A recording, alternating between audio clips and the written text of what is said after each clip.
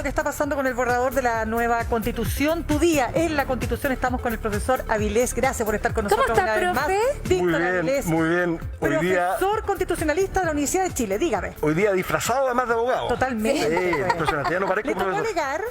Me tocó alegar en la corte, sí. Ah, muy bien. Oiga, y como le tocó, usted me deja rebotando la pelotita, pues. La Corte. ¿Qué significa la Corte? Corte Suprema. ¿Hasta cuándo van a estar los ministros, ¿no es cierto?, de la Corte Suprema con esta idea de bajar la jubilación a 70 años. Se sonó como, ¿hasta cuándo? ¿Hasta cuándo? No, pues ¿hasta cuándo? Porque está la discusión ahí respecto de si se aplica esto rápidamente en caso de que se apruebe la Constitución. ¿Cuántos saldrían? Como 100 jueces podrían, no solo la Corte Suprema, jueces en general. Total, sí. Pero queremos hablar de los sistemas de justicia, la justicia, los sistemas de justicia y más. Profesor Avilés, la palabra es suya. Muchas gracias. Tú dices que le van a pegar el corte a los ministros, No parece, sé, porque de la no, corte. ahí está la duda. Bueno, vamos a hablar de la justicia en la Constitución. Por favor, pasemos a la siguiente lámina, a ver si la ven bien en la casa. ¿Qué tenemos hoy día? Hoy día, permiso, lo que nosotros tenemos es muy simple. Tenemos un sistema que es la base del constitucionalismo, que es el sistema de la separación de poderes. 3 poderes. Un poder ejecutivo, un poder legislativo y un poder judicial. La lógica de estos 3 poderes es que al ser 3 poderes, uno limita al otro. Y al limitarse uno con el otro, finalmente los ciudadanos pueden tener más protección de sus derechos y sus derechos y libertades. Eso es lo que tenemos hoy día. La propuesta de la Convención elimina el poder judicial, deja de ser un poder del Estado y pasa a denominarse algo así como sistema de justicia. ¿Por qué? ¿Por qué? Porque va a dejar de estar, ¿no es cierto?, dirigido por la Corte Suprema, sino que va a estar dirigido por un Consejo de la Justicia. Un Consejo de la Justicia va a estar integrado por 17 personas, de las cuales solo 8 van a ser jueces, el resto van a ser personas electas. Y esto es lo que genera muchas dudas porque se dice se va a empezar a politizar la justicia. Los jueces van a estar pendientes de tener, ¿no es cierto?, personas de sus ideas y por tanto van a estar viendo las visiones políticas al momento de resolver. En sentido contrario, quienes defienden la idea del Consejo de la Magistratura sostienen que es muy importante que la visión del buen trabajo de los jueces sea distinta a la visión de cómo resuelven los jueces, porque en la medida que se separa existe más independencia de la jurisdicción. Son las dos visiones y es lo que tiene que elegir la gente de la casa. Pregunta, profesor Avilés, porque, a ver, más allá del nombre, sigue siendo el poder legislativo, o sea, el poder judicial, es decir, no es que exista, no es que se subsuma por otro poder. No, deja de serlo porque ya la Corte Suprema no tiene la superintendencia directiva, correccional y económica, sino que la pasa a tener el Consejo de la Justicia.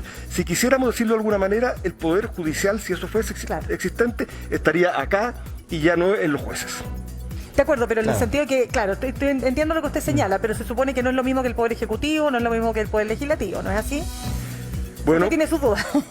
no, es que esa es otra pregunta, porque yo creo que parte del diseño que tenemos, que está proponiéndose, de alguna manera atenúa esto y atenúa esto también, porque en la medida de que la política tiene incidencia en la determinación de quiénes son el Consejo de la Justicia y el Consejo de la Justicia tiene incidencia en el nombramiento de los jueces, puede haber un cambio importante que tienda a mezclar la política, ejecutivo y legislativo, con lo técnico tradicionalmente que era lo judicial. Pero eso a mí no me gusta porque creo que puede politizar, pero hay argumentos que son los que señalé. Hay que separar el ejercicio de la jurisdicción, el ejercicio de la labor del juez del día a día, de sus ascensos, del besamano, esa cosa que dicen que van los jueces a la corte, a que los haciendan, bueno, separarlo, esa es la idea. Ahora, bueno, de hecho la vocera de la Corte Suprema, Ángela Vivanco, decía que ya con quitarle la palabra poder, tú estabas de alguna manera debilitando en términos formales. Esto siempre es una cuestión de simbolismo, más allá de lo técnico, sino que ya al sacar la palabra poder era algo que, en la opinión de la vocera de la Corte Suprema, no era favorable. Pero dicho eso, ¿qué países tienen, por ejemplo, un Consejo de Justicia y qué países tienen son dirigidos por sus Cortes Supremas? Es decir, para entender los dos modelos que se repiten en el mundo, ¿no? Por supuesto. Muy cerca de acá, en Argentina, tenemos un Consejo de la Magistratura que ha sido sumamente criticado, decirlo. Se instauró la reforma del año 1994 a la Constitución argentina y las dudas siempre han sido, ¿qué es más importante? Asegurarse que la mirada de los jueces esté lejos de la política, porque algunos creemos que cuando la política llega a los jueces, la justicia sale por la ventana. Esa es una visión, y la otra visión es la visión que dice, mira, lo que más importa es que los jueces puedan resolver tranquilamente. ¿Pero hay algún país donde funcione bien para usted? No. ¿En ninguno? No. Ah, mire, ahí nuestro catedrático es absoluto. Categórico. Ya. No, es que es importante saberlo, porque hay otros que defienden, por ejemplo, Francia. No sé, digan ustedes, yo no soy experto, pero... Lo que pasa es que, bueno, a ver, si tú te vas con Francia, ahí la situación es muy distinta, porque no tenemos esto, no tenemos un sistema de gobierno donde el presidente sea la cara que se contrapone al poder legislativo, sino tenemos un sistema semipresidencial. Y en consecuencia existe una conjunción y colaboración de poderes. Y en ese entorno, que no es el que tenemos en Chile, ni el que se está proponiendo para Chile, tiene más sentido que los jueces tengan algún tipo de control político. Perfecto. Ya, hablando entonces de este sistema de justicia con el Consejo de Justicia, ¿el resto para abajo sigue funcionando igual en este nuevo, en el borrador de la nueva Constitución? Hay muchas innovaciones, hay cosas que son muy importantes y muy buenas. Por ejemplo, se establece el derecho a la justicia oportuna. Es tremendo para la gente ir a un juicio y pasarse años. Bueno, por lo menos desde la Constitución se va a presionar a los jueces para que la justicia avance más rápido. Eso es una gran cosa. También se establece la obligación de los jueces de dictar sus sentencias mediante un lenguaje simple, que la gente entienda lo que le están resolviendo. Eso también es muy importante. Se va a modificar la justicia vecinal. Va a moverse los juzgados de policía local a tribunales vecinales, pero junto con ellos van a haber unidades de conciliación de problemas vecinales, que creo que también es una interesante idea.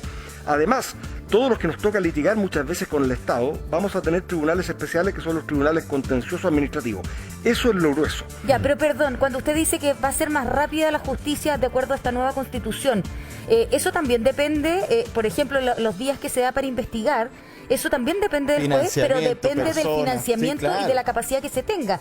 De hecho, cuando no se tienen las pruebas suficientes por parte de la Fiscalía o la defensa, en su efecto, se pide una ampliación. Entonces no va a depender del juez, va a depender de todo el resto del sistema. Absolutamente, como muchas de las cosas que tienen que ver con los derechos sociales que plantea la Constitución, en realidad son expresiones de voluntad, es lo que se desea. Que resulte o no resulte es una cosa de años y que depende de otras cosas. Y ahí estas dos justicias, que también ha estado en el centro de la polémica, la justicia para los pueblos indígenas respecto a la justicia, hablemoslo así, en general. ¿Cómo combinan, cómo conversan esas dos justicias? Bueno, esto es muy importante también y gracias, alumna Mirna, o alumna aventajada, ciertamente. Ay, gracias. Por su pregunta. Así espero, oiga. A ver, no acá hay que distinguir dos cosas. Una cosa es a nivel de tribunales y otra cosa a nivel de las leyes. Se va a innovar en ambas cosas porque Chile pasa a ser de un Estado unitario sobre la base de una idea de una nación a un Estado unitario sobre la base de una plurinacionalidad. Muchas naciones, y cada una de esas naciones descansa sobre la idea de distintas culturas. Entonces el sistema que se está proponiendo es que a nivel de tribunales existan los tribunales para todos, Corte Suprema, Corte de Apelaciones, juzgado, y también para algunos, los pueblos originarios, van a ser juzgados por sus propias autoridades que sean reconocidas por la ley. Entonces, uno va a tener que tener cuidado en el futuro de si va a hacer algo malo o si comete un error, tiene un accidente, bueno, ver para dónde va a ser juzgado. Si va a ser juzgado por los tribunales que juzgan a todos los chilenos o por las autoridades que determinen la ley del pueblo originario. Profesor, pero tengo entendido que si llegara a haber una contradicción entre una y otra, es la Corte Suprema la que resuelve, ¿o no? Claro, lo que señala, espérate, ahí estamos hablando de los tribunales, antes de contestar tu pregunta. Sí, exacto. Pero también es importante las leyes, y acá aparece otro concepto que seguramente la gente allá en las casas ha escuchado, que es el pluralismo jurídico. Muchas normas distintas, las normas que van a regirnos a todos y las normas especiales que van a tener los pueblos originarios según sus propias convicciones y según su propia cultura. Entonces la duda es qué va a pasar si hay contradicción o si una persona que no es pueblo originario es juzgado por un Póngase tribunal. un ejemplo concreto a la luz de los acontecimientos. Pasa que se quema una casa en la Araucanía, que es un ejemplo que hay que poner, y la persona que participa se presume que es de la etnia mapuche. ¿Qué pasa ahí?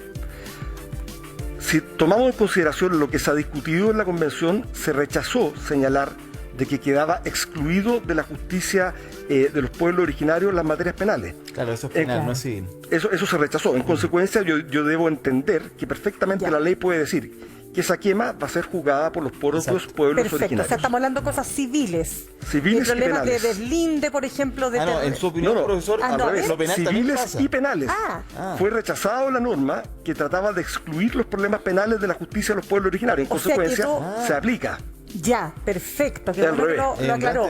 Ya. Pero espérese, entonces... Pero entonces, ahí va tu pregunta. Pero espéreme, entonces claro, ¿cuál es la respuesta? No, pero perdón, pero entonces, ¿cuál es la respuesta frente a eso? ¿Quedó excluido? Entonces, ¿ya no va a haber para justicia solo civil? ¿Va a ser civil y penal?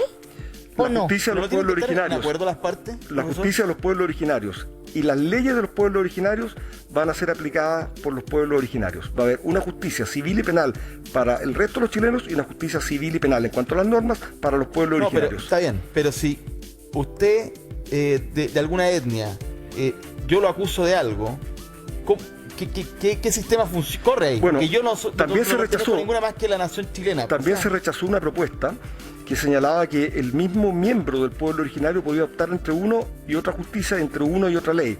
También se rechazó. Y todo esto quedó por definir la ley. ¿Y cuál es el principio? Y ahí contesto tu pregunta misma. Lo que señala el texto de la Constitución es que será la ley la que defina que debe haber coordinación en un plano de igualdad entre la justicia de los pueblos originarios y la justicia general, entre las leyes de los pueblos originarios y la ley general, y la ley señalará cómo se resuelven los conflictos en un plano de igualdad y coordinación. Y ahí la Corte Suprema parece que tiene un rol que jugar, ¿no? La Corte Suprema tiene un rol en otra parte de la Constitución que señala que es la que unifica la jurisprudencia. Entonces, por ahí va la cosa. Va finalmente a ser la Corte Suprema la que resuelva. ¿Y quién va a determinar las penas y las sanciones entonces? Espérate, lo cual, deja terminar un poco la idea. Lo cual es bien interesante porque quiere decir que de alguna forma el proceso de creación de estos tribunales no queda completamente definido al momento de aprobarse la Constitución, sino que la forma concreta en que va a operar va a tener que ser definida en el Congreso Nacional con las leyes. Ya, y a propósito de eso entonces, las sanciones, por ejemplo, invento, abigeato, me robé un animal de la casa al lado, para poner un caso que es muy homogéneo, ¿no? Y es común todavía. Entonces ya, me robé un animal. Esas sanciones, indistintamente Tribunal 1 o Tribunal 2, pueblos originarios o de leyes para todos, ¿quién va a determinar esa sanción? ¿Van a tener sanciones diferentes o eso también lo tiene que establecer la ley? Podrían tener sanciones diferentes, salvo que la ley establezca lo contrario. Mi interpretación del texto constitucional actual es que la ley no podría establecer lo contrario. Puede dictarse una ley que establezca lo contrario, pero si yo soy miembro de un pueblo originario o abogado de un pueblo originario y tengo la posibilidad de litigar contra esa ley, diré que esa ley violó lo que decía la Constitución como está propuesta. Porque lo que dice la Constitución como está propuesta es que va a haber una ley para los pueblos originarios y un tribunal para los pueblos originarios distinto a la ley de los chilenos. Y que lo único que tiene que hacer es coordinarse en caso de contradicción. Por lo tanto, no podría la ley desconocer la existencia de la regla que dice que el abigeato, por ejemplo, es menos grave en un pueblo originario que lo que es para nosotros. Correcto, pero ¿sabe qué? Le queremos pedir recreo, profesor.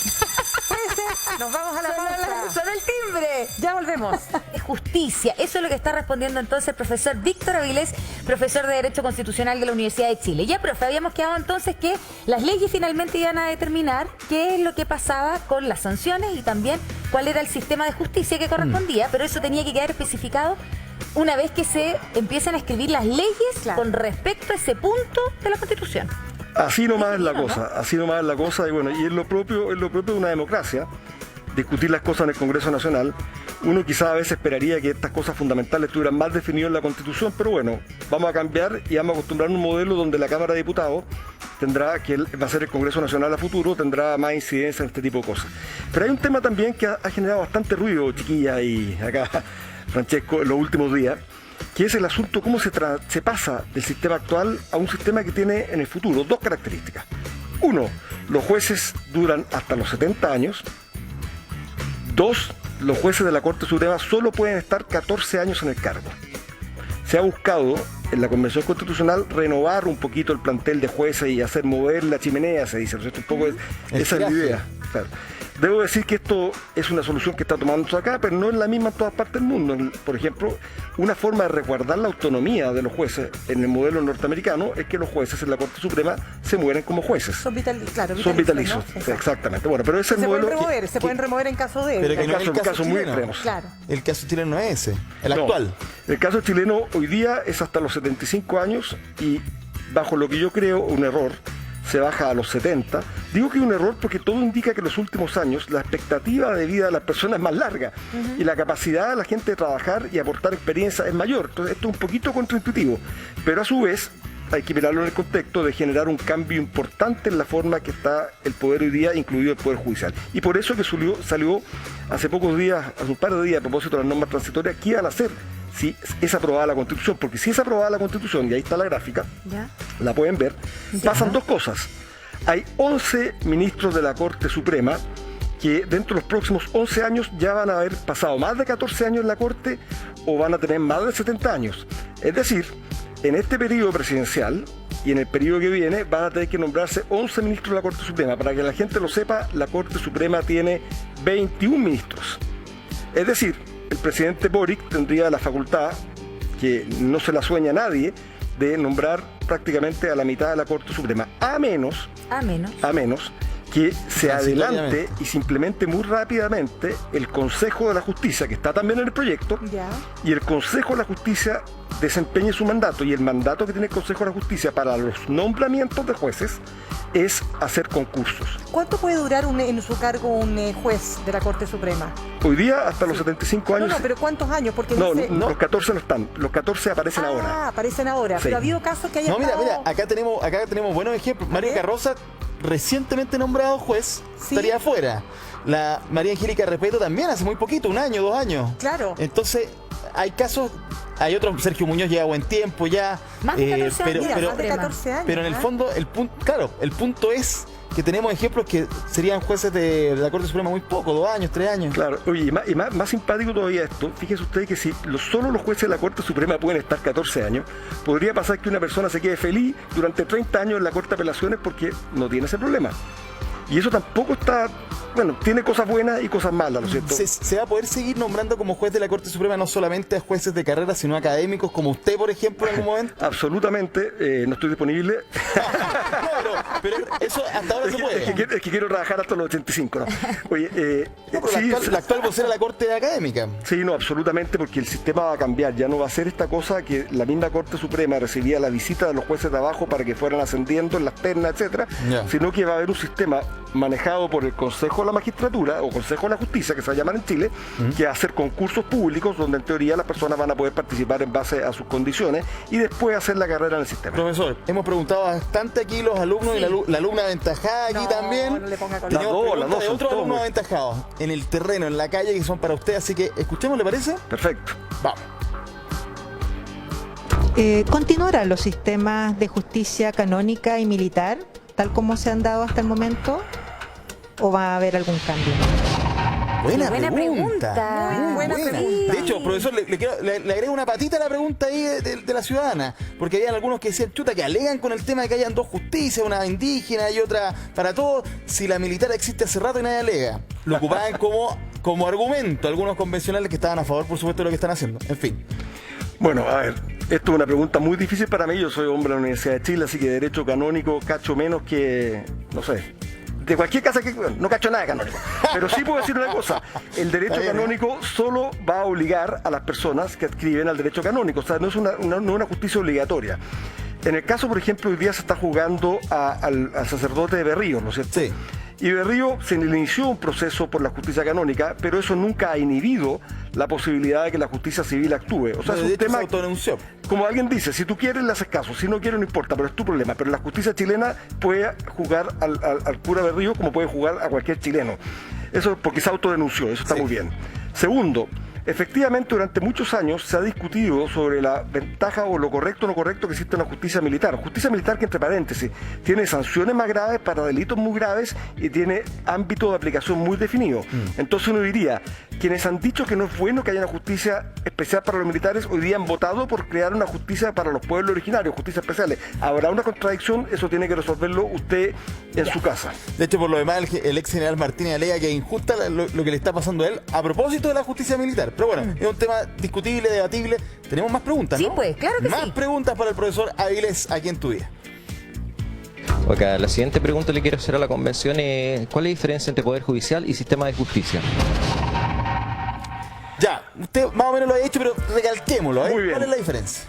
Más allá de lo nominal, o sea, lo que suena de fuerte poder, ¿lo cierto? La diferencia es que el Poder Judicial hoy día descansa sobre que la Corte Suprema no solamente es la cúspide de la decisión y resolución de conflictos, sino que también es la que tiene a su cargo preocuparse de la carrera, la administración y la economía de todo el sistema en forma independiente.